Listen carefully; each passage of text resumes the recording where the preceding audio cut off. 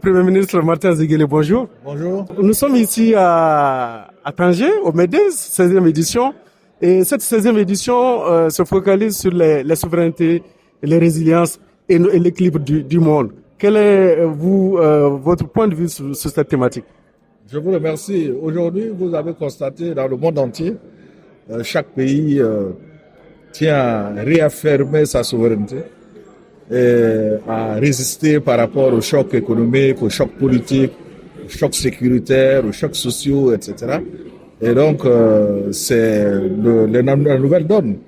L'élection de Donald Trump aux États-Unis est la traduction la plus achevée et la plus récente de ce besoin aussi bien de souveraineté que de résilience et de transformation de son destin par soi-même.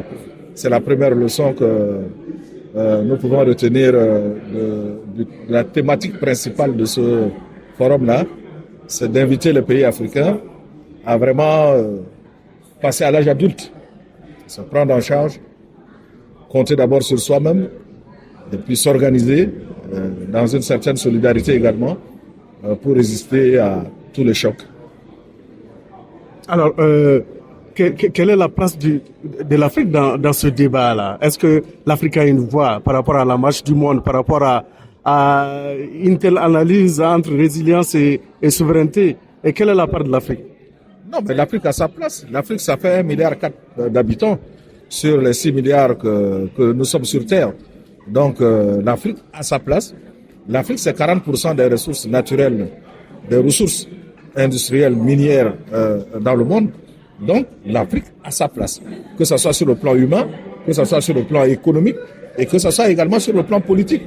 Donc, l'Afrique a sa place, mais le problème de l'Afrique, c'est à la fois d'assumer sa souveraineté et de s'organiser dans une solidarité qui permette de défendre nos propres intérêts dans le jeu mondial qui devient de plus en plus difficile.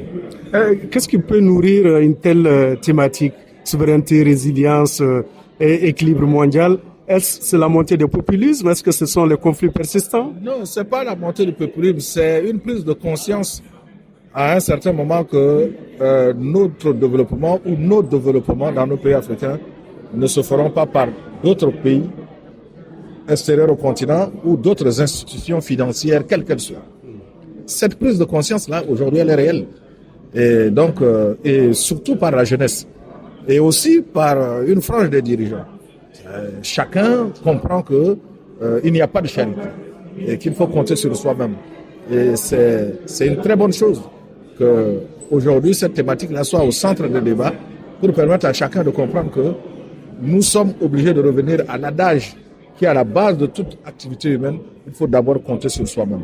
Est-ce que les conflits persistants sur le continent, les déséquilibres macroéconomiques peuvent permettre à l'Afrique d'apporter sa part dans l'équilibre mondial? Ça fait 65 ans que nous sommes indépendants.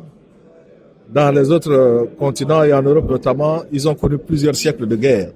Je ne souhaite pas plusieurs siècles de guerre à l'Afrique, mais je pense que nous avons le temps de mieux nous organiser pour faire face aux défis sécuritaires et surtout collectivement. L'Afrique est devant le défi de la stabilité politique. Il y a des foyers de tension, que ce soit en Afrique centrale, en Afrique de l'Ouest, un peu partout.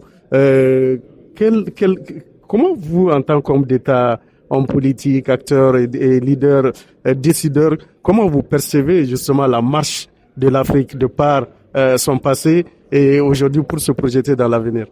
Oui, je ne suis pas naïf, mais je ne suis pas pessimiste.